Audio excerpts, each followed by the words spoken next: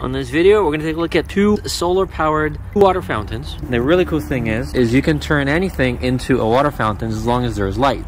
As soon as you cover the light, see that? It stops working. Now remove it, and it starts working.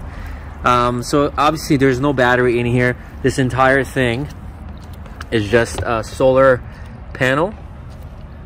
It's 7 volt, 1.5 watts.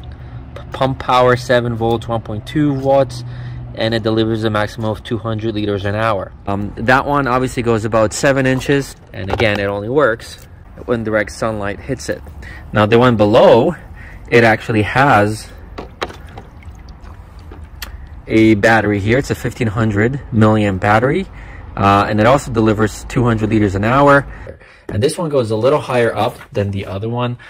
This one has 8 colorful slow flashing LED lights. The maximum water spray height is 50 centimeters, which is about what, 18 inches or something like that. So if you're not getting any water coming through, it's likely because on either of these because you're not getting any sunlight. So just wait till you get a sunny day and the battery has to charge, whereas this one has no battery, so it just basically relies on the sun in real time. See, look, I'm just gonna move myself away, and then boom, you get a nice stream of water. So that's this one.